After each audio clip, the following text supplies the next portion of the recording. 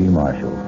Welcome to the sound of suspense, to the fear you can hear. A psychiatrist once said that the human brain is like a spider's web.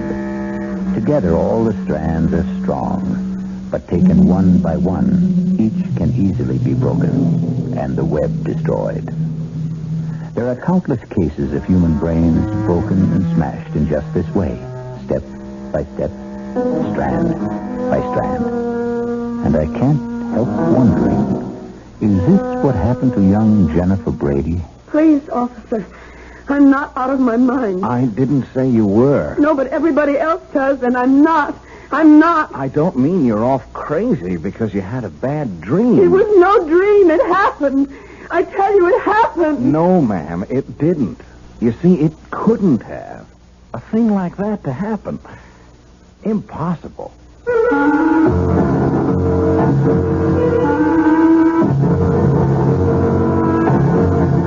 Our mystery drama, Honeymoon with Death, was written especially for the Radio Mystery Theater by George Lothar and stars Lois Nettleton. It is sponsored in part by Anheuser-Busch Incorporated, Brewers of Budweiser, and by the Kellogg Company, makers of Kellogg's Special K cereal. I'll be back shortly with Act One.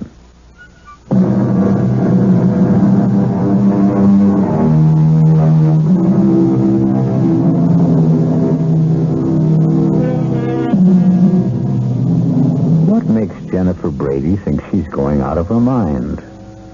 What strange thing happened that couldn't have happened? Perhaps we can find out together. It was a wonderful honeymoon, Howard. I can't tell you how much I enjoyed it. Adored it. But you know something? Howard, you know something? What, Jennifer, what? It's wonderful to be back home. These last 10 days driving back from San Francisco, I kept thinking, when, oh, when will I be back in my own bedroom, in my own bed, in my own little old New York brownstone house? Oh, I shouldn't have said that, should I? What? Said what, Jennifer? Am I bothering you with all my chatter, Howard? Bothering me? How could you possibly bother me, sweetheart? I'm just trying to catch up with all that mail Margaret left on the living room table. Oh, hey, I haven't seen that negligee before. I saved it for a homecoming night. Like? I can see a whole month of honeymooning hasn't changed you a bit. When I've got a bride as beautiful and sexy as you, our whole life is going to be a honeymoon. Now, tell me, what was it you shouldn't have said? What? Oh, I've forgotten. Something about your own little old New York brownstone house. Oh, well, what I meant, it's not just mine anymore. It's yours now, too. And your sister Maggie's. You both inherited this old brownstone from your father. Though I must say I think that we, have the better of the bargain. What do you mean? I much prefer this top floor apartment, don't you? Oh, yes. Luckily, Maggie always preferred the downstairs part. No climbing stairs. Well, stairs won't bother me. I'll take them 2, 3 at a time, knowing that you're waiting at the top of them. Oh, darling. Well, you better finish brushing your hair. I'll finish that mail in the living room. Howard? Yes? About the car. Well, what about it? Do you think it's safe parked out in the street? One night won't hurt. I'd feel awful if anything happened to us. You know, sometimes on a honeymoon trip, I couldn't help wondering which you loved more, your new car or me. Oh, well, I guess one night in the street is safe enough. You can find a garage tomorrow. Howard, you locked the car. You have the keys, haven't you? Howard? Howard, can't you hear me? I asked you.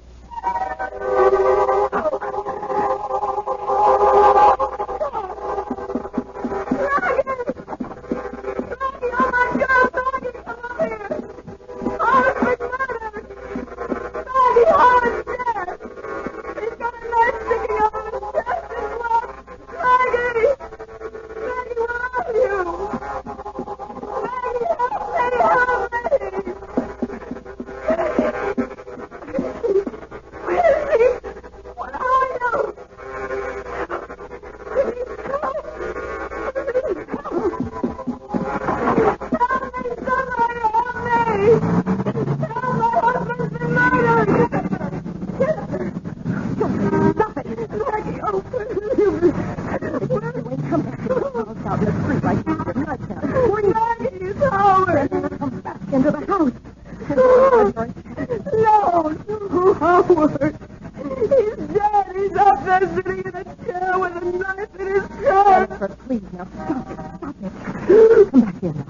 Come on. I'll phone Dr. Sullivan. I don't need Dr. Sullivan. I tell you, Howard. Howard. All right, now. The neighbors haven't heard it here. Now, look, Jen. You sit here on the couch and try to hold on. I'll phone Dr. Sullivan. Maggie! Howard is dead. He's up there in our apartment. Dead. Jennifer, please, now try to control yourself. There's no one named Howard here. What do you mean? No one named Howard? You know Howard Lansing, my husband, the man I've been on a honeymoon with for a whole month and home just a few hours ago. Stop looking at me like that. All right. Now, look, Jennifer, I'll tell you what I'm going to do. I'll go upstairs, and I'll see if anybody's there. Howard's there. All right. If this Howard is there, and if he's dead, then I'll phone the police. All right? Yes. But if he isn't, then I'm going to phone Dr. Sullivan and have him come right over. Now, that agreed? What's that? It's just the front door bell. Oh, yes, officer? Officer Helmut, ma'am. Ed Helmut. Anything wrong? No. What do you mean, no? My husband's been murdered. He's upstairs dead, a knife in his chest. Jennifer, please. Officer, there is no one upstairs, dead or alive. Well, then what was all the screaming about? I'm walking the beat just up at the corner, and I hear all this screaming. It's nothing. Believe me, it's nothing. Officer, will you do me a favor? Oh, sure, if I can. Would you go upstairs, please, and see for yourself? Officer, my sister is a highly emotional woman. Please? Would you please? Sure. Make you feel any better? Sure. Oh, Jen, what am I going to do with you? You know what Dr. Sullivan said. Dr. Sullivan? He said if you had another one of these attacks, you were going to have to be... I am not having an attack. I am as sane as you are. Don't look at me like that, Maggie. I am.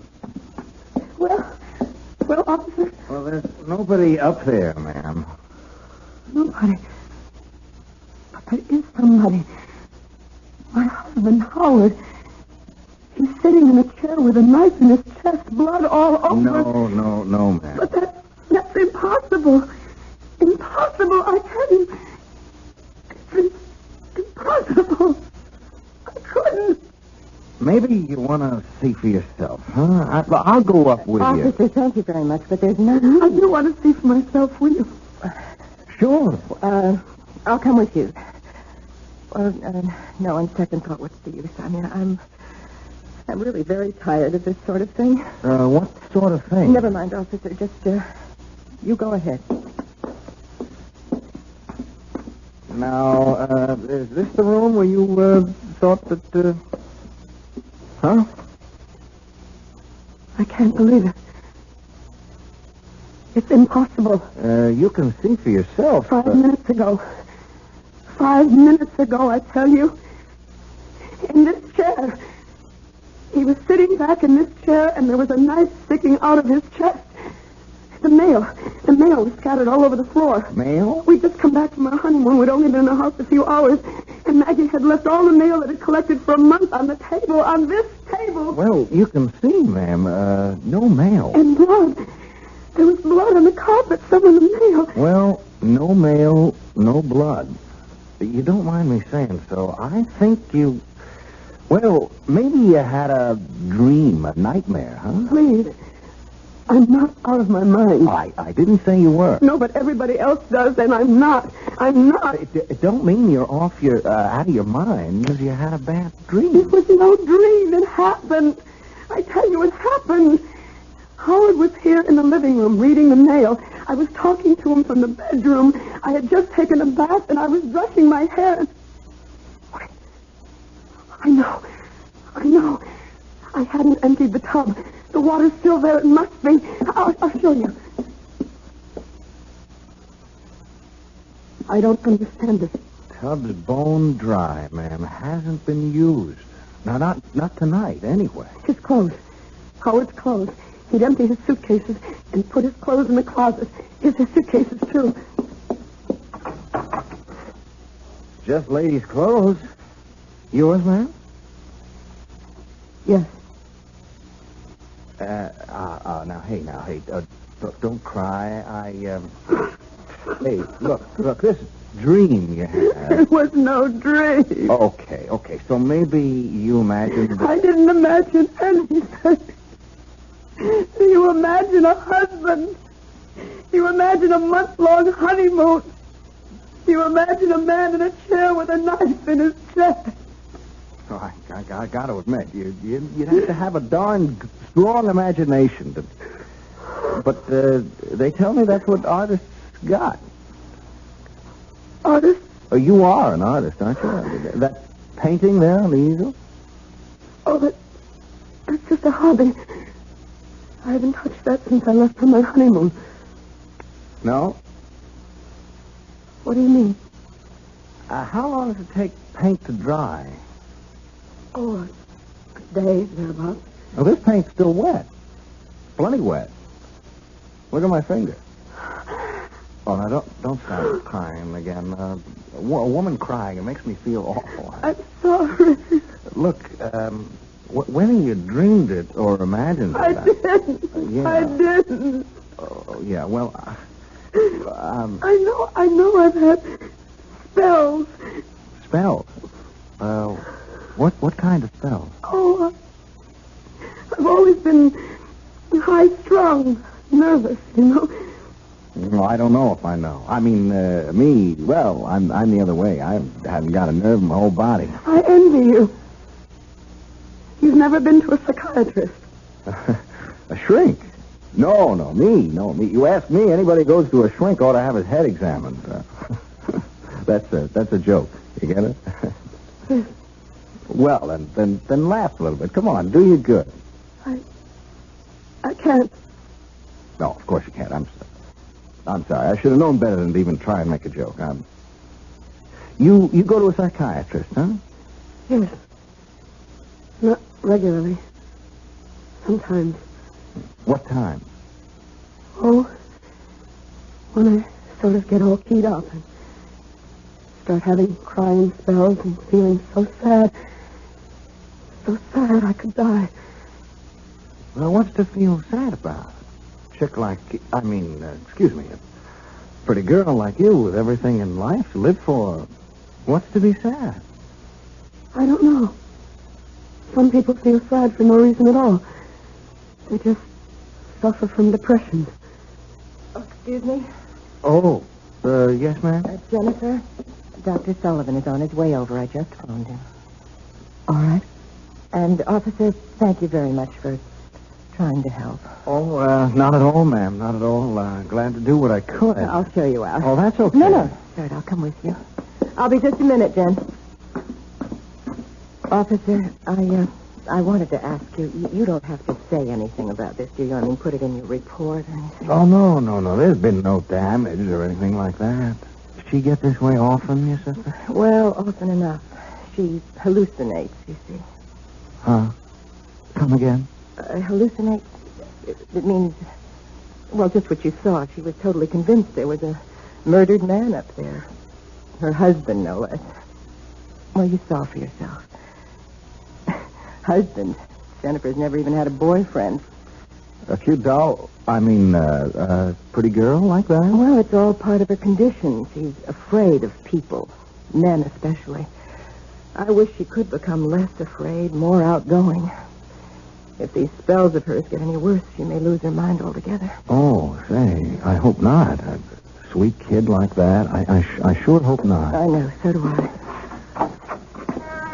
Well, looks like we've had a little shower.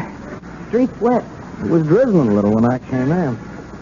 Well, good night, ma'am, and if you need... Wait! The car! The car? What car? Howard, the little red sports car he was so fond of. It isn't there. But it was. I know it was. Officer, thanks again, and good night. Good night, ladies. Jen, dear, until Dr. Sullivan gets here, I think you should lie down and rest. I don't want to lie down. Well, then just stretch out on the couch, and I'll make some tea for us. Oh, it's probably Dr. Sullivan now. Oh. Yes? Excuse me, ma'am. I just wanted to get something straight. Yes. Your sister, did she say... Oh, ma'am. Yes, officer. Did you say that car was a little sports car? Yes. Why? Well, nothing, only there was one parked out there in the street. What do you mean? Oh, we've had a shower, see, and I happened to notice the street's dry in one spot. There must have been a car standing there while it was raining. A small car. Officer, please don't make things worse for me or for my sister. I mean, there's nothing unusual about a car being parked in the street. No, only... Good night, officer. Funny, though. Funny. What exactly is it that strikes Officer Helmut as funny? Perhaps we'll know when I return shortly with Act 2.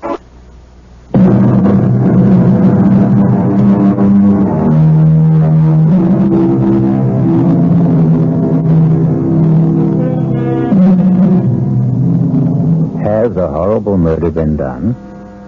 Or is Jennifer Brady losing her mind? Did she find the body of her husband, Howard Lansing, seated in the living room with a knife in his chest? Or did she imagine the frightful scene? Is she married?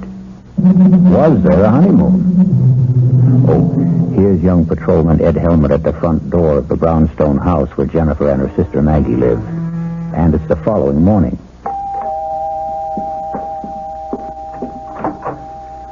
Oh, it's you. Yeah, Well, won't you come in? thanks. Thank you for, what you did last night.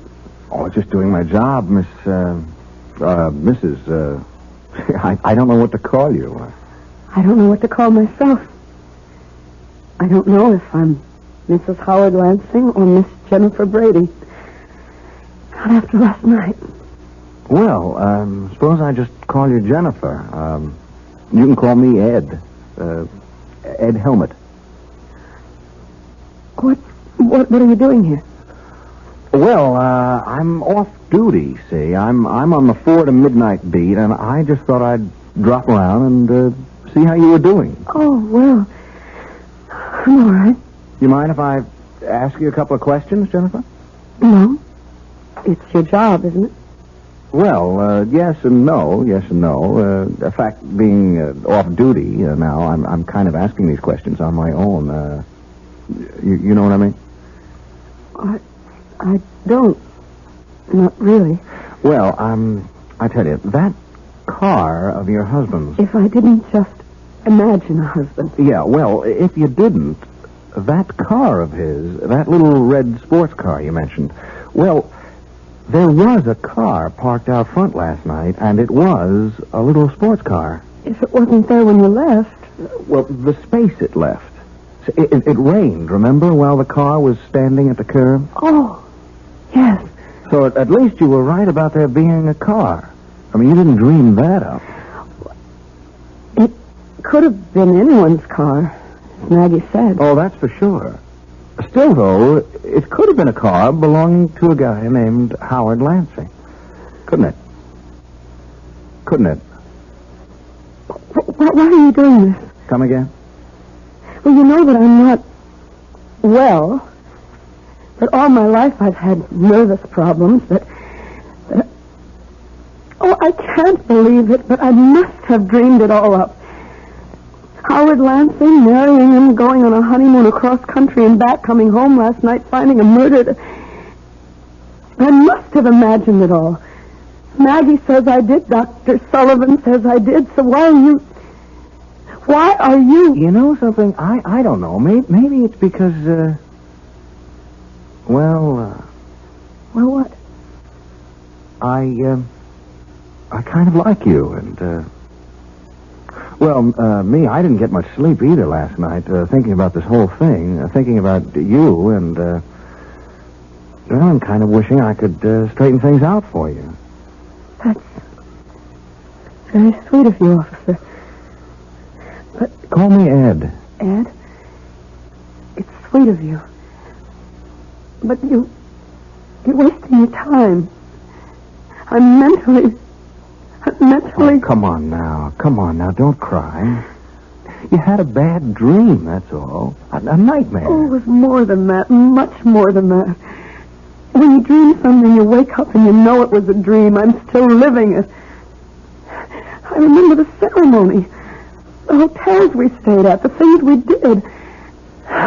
Even Howard constantly fussing with his new car. Yeah, there's that car again.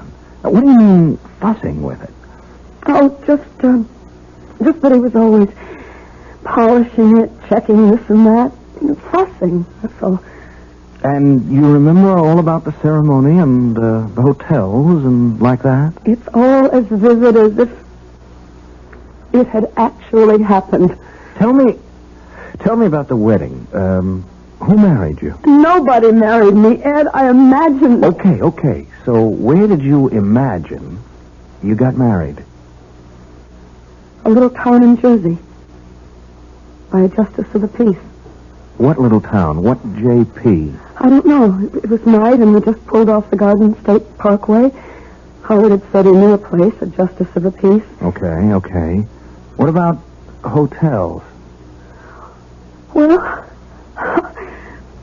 I remember we stayed at the Ambassador in Chicago and the Statler in St. Louis, the Beverly in Los Angeles. And... Oh, that you, Maggie? Yes, Jen. Connie calls. Hello, Miss Brady. Aren't you the policeman who was here last night? Yeah, that's right. You're wondering what I'm doing here now, huh? Well, yes, I am. I just dropped in to see how Jen was doing, that's all. Jen? Excuse me, Miss Brady. I was never much for being formal. Yes, obviously. Have you been here long? No, 10 minutes or so. Well, I don't mean to hurry you, officer, but Jennifer and I have an appointment in 1 hour with her psychiatrist, Dr. Sullivan. Say, would that be Dr. Martin Sullivan on Park Avenue? No, Dr. Arnold Sullivan on East 82nd. Oh. You seem terribly interested in Jennifer's psychiatrist. Me? Oh, no. I just ask a lot of questions. I trained myself. You trained yourself? You're going to laugh. I know you're going to laugh, but would you believe I want to be a detective someday? Of course I believe it. Why shouldn't I? Ask my sergeant.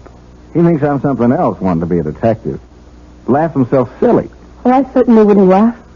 I think it's commendable. You think I could make a detective? Of course you could.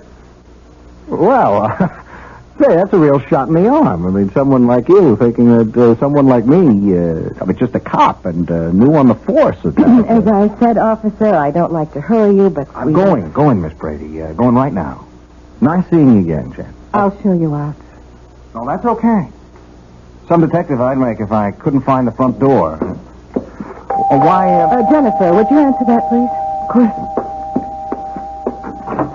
Oh, my God. Jennifer, what is it? Help me. Oh, my God, Maggie. Ed, help me. What? He's there. At the front door, he's there. Howard. Oh, I'm sorry. Is something... What's all the trouble? You're dead. Murdered. What? Last night after we got home from our honeymoon, I found you in your chair, stabbed to death. Last night, honey, Maggie, what is this? Jen's having another one of her spells, Howard, that's all. Oh, I see. What do you mean, you see? You see what? Oh, just... Excuse me, who are you? My name is Ed Helmut, Officer Ed Helmut. I'm a cop. A cop? Howard, I'll explain later what went on here last night. I don't understand this. I don't understand it. You're talking to Howard as if nothing had happened. Jennifer, nothing did. He exists. He's standing right here. He exists. And last night you acted as if you'd never heard of him. As if there was no such person as Howard Lansing. I don't remember. You did. Jennifer, stop it. Now, stop it. Control yourself. Officer, you were leaving. There's some questions I'd better get the answers to Officer, first. this is a private matter. It's a family affair. Well, now that depends on how you look at it. Are you Howard Lansing? Of course I'm Howard Lansing. Why do you ask such a question? Howard, Jen had one of her mental lapses last night. She imagined that you and she were married. We were. And that you'd just come back from your honeymoon. Oh, good Lord. And then during this hallucination, she thought she had found you with a knife in your chest. dead. Oh, no, poor little Jenny. She ran screaming into the street. Luckily, I got her back into the house before she caused a disturbance, although this officer did hear the screams and came to investigate. Well, did you call Dr. Sullivan? Of course I did. He came over, but there wasn't much he could do except order some new sleeping pills. We're seeing him in his office at 11 this morning. Just one more question, Mr. Lansing. Yes? Just where do you fit in here? I mean, who are you? To the family, I mean. I'm Miss Brady's fiancée, Margaret, not Jennifer. Oh. I see. No, I'm afraid you don't see. Not all of it. Look, since we've gone this far, you might as well know the rest of it.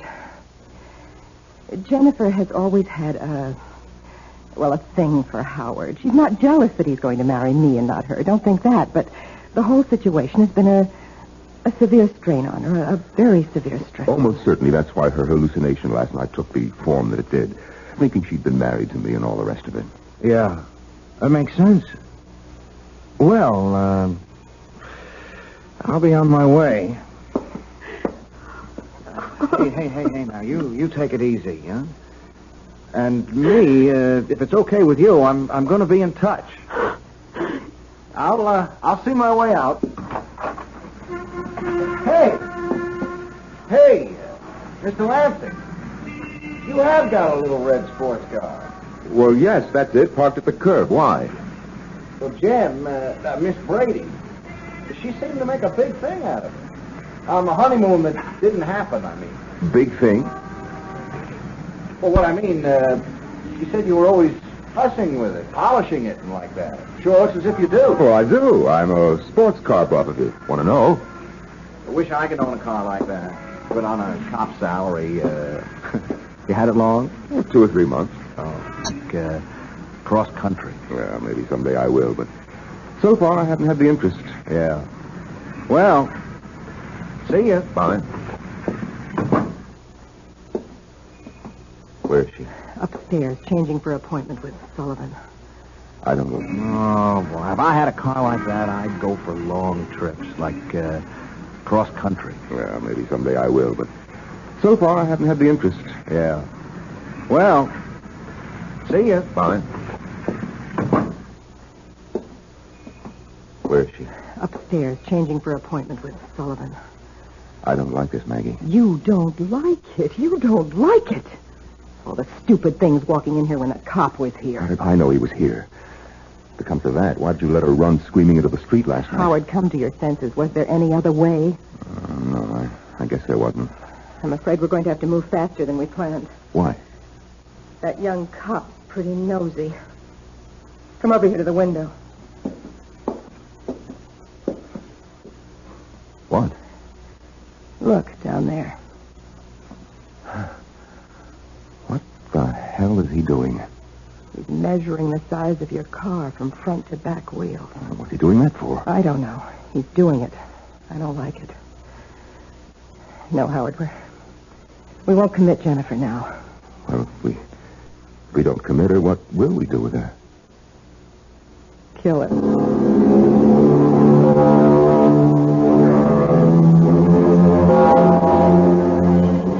Clearly, Maggie and Howard faked his murder. But how could they have managed it? And how will they kill Jennifer? We'll return shortly with Act 3.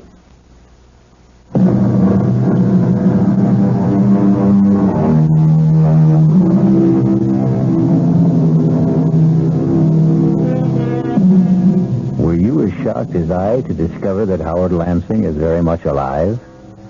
I can't fathom it. Can you? No more than, 10 minutes could have passed between the time Jennifer saw him slumped in that chair with a knife in his chest, blood all over everything, and the time Officer Helmut entered the room to find no body, no blood, nothing to indicate that a murder had taken place. It would have been impossible for Howard Lansing and Margaret Brady to restore perfect order to that room in so short a time. Even to Howard's clothes and luggage no longer in the closet. A bone-dry bathtub. And the rest of it got me puzzled. Well, we'll soon have the answer as we rejoin Maggie and Howard. Kill her. There's nothing else we can do. Oh, we can do what we planned originally. Commit her. It won't work. Not now. Why not? Your answer is right out there in the street. The cop was just finished measuring your car. Now, what's he doing? Quite obviously getting into your car. I think I better get out there and see what he's up to. I was just about to suggest it, Howard. Officer, what are you doing in my car? Oh, say, Mr. Lansing. Say, I hope you don't mind. Like I told you, I want to own a little sports car like this myself someday, and, well, I just couldn't help sitting behind the wheel. Say, I hope you don't mind. As a matter of fact, I do mind. Oh, well, say, please excuse me. I just kind of flip over a car like this, that's all. Is that why you were measuring the wheelbase? Measuring... Oh, that. Yes, that. I saw you from the window. Yeah, well, now, I tell you, I want to get to be a detective someday, see, and I'm studying, like, fingerprints and stains and like that, and measuring. Now, measuring things is important, very important. You'd be surprised how important measuring things is. So, I take every opportunity to measure things. Yes. Well... Like last night. Were you here last night? No, I was not here last night. Funny. What's funny? Well, last night, Jennifer, Miss Brady, she said a car, in fact, your car, was parked outside here. Only it wasn't. I mean, when we looked, no car. Well, I just told you that... Yeah, but there had been a car. You see, it had rained, and the car was standing out here during the rain and left a dry space in the street. And I measured that, too. Couldn't help myself. It's become a habit, you know? Well, I fail to see what this has to do with Identical. Same wheelbase. That car and this one. Look, there are probably thousands of sports cars in New York. I'm not saying it was the same car. Oh, no, nothing like that. I'm only saying the wheelbase was the same. Very interesting, I'm sure. But if you don't mind now, Just leaving when you came out. I apologize if I upset you getting in behind the wheel without permission. That's all right. Yeah. Well, goodbye. Oh, by the way... Now what? You got 11,243 and 9/10 miles on the speedometer. 1,000 or so more than you said you had. I just thought you'd like to know. Thank you. I'm deeply grateful for that information.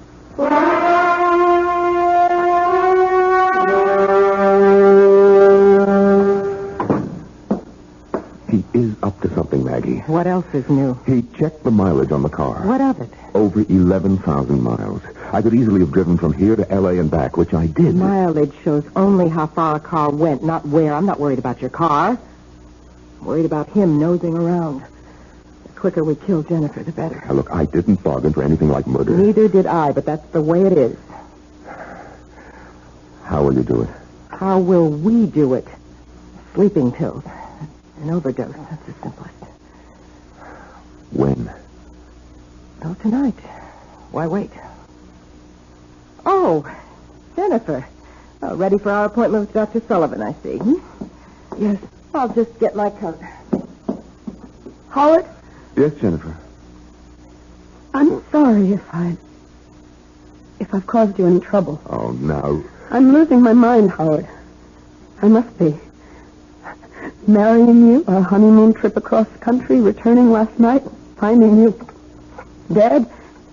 It was all so real. So real. And yet it wasn't. It never happened. Oh, Howard, I just can't go on like this much longer. You won't, Jennifer. Believe me, you won't.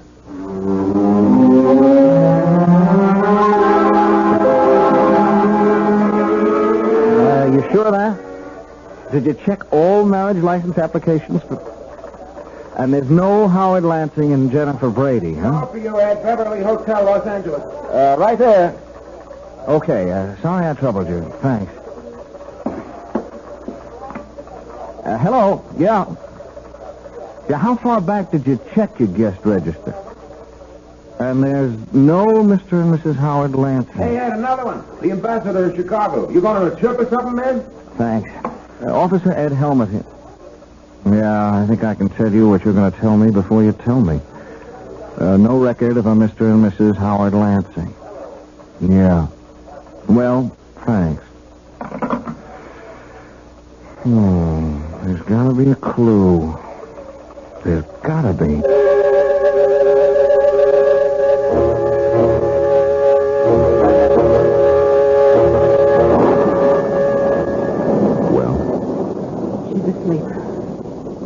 pills did you give her? Enough. What's the matter, Howard? Why that look on your face? I'm a murderer. I'm just beginning to realize it. I am a murderer. Not yet, Howard. She won't be dead for a while. How can you be so calm?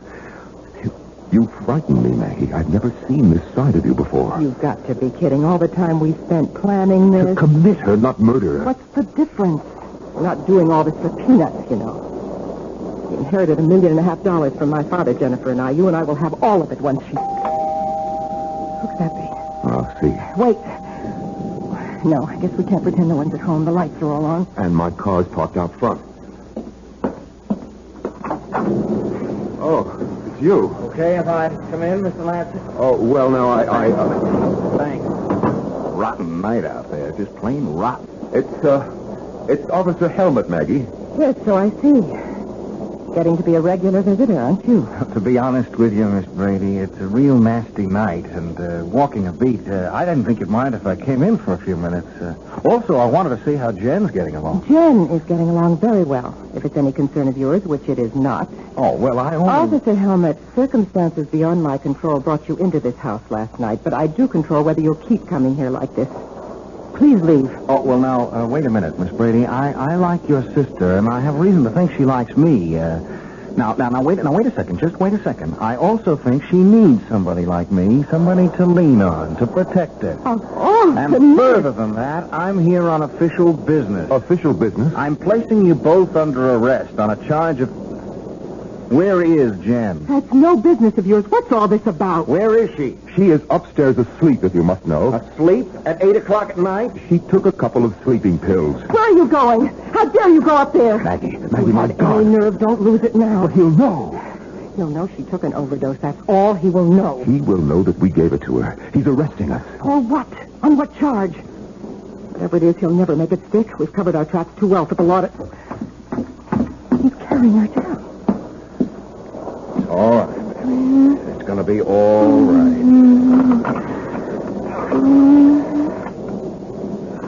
Operator, this is Officer Ed Helmut. I want an ambulance sent to 127 Brockhurst, and fast. An ambulance? Why an ambulance?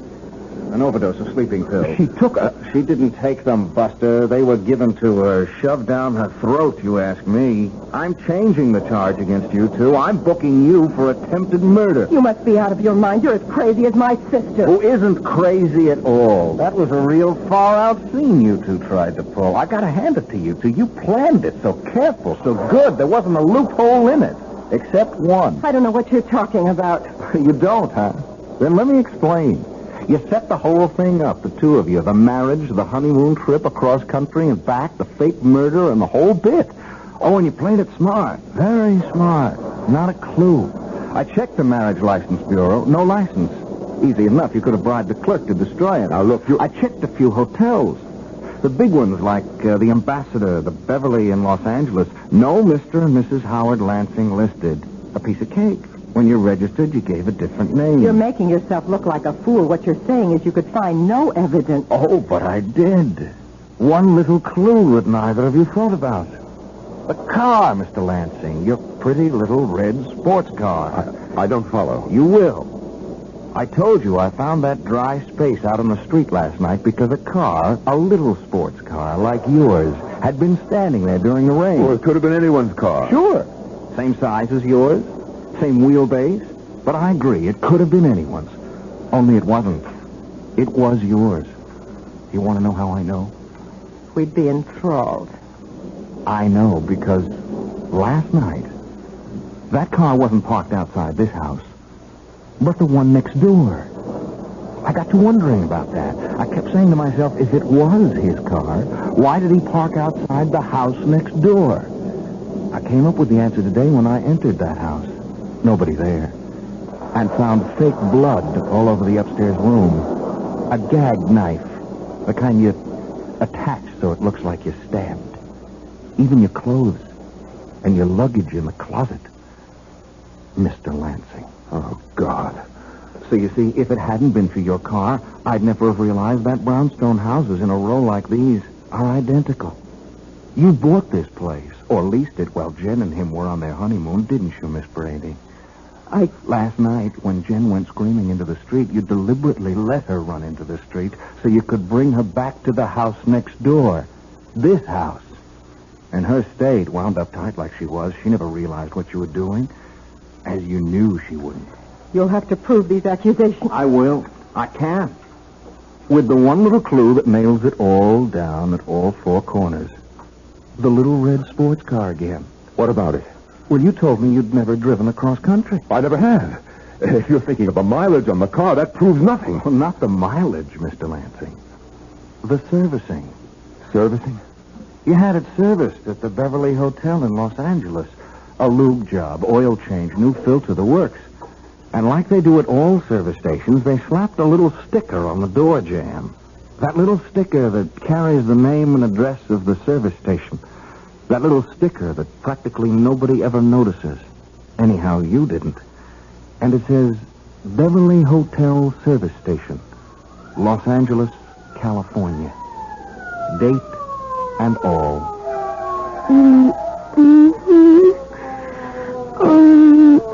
Easy, Jen. Easy. You're going to be okay. From here on in, you're going to be just fine.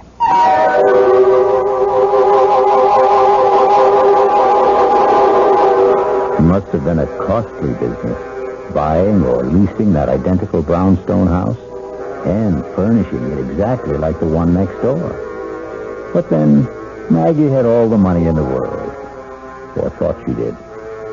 I'll return shortly.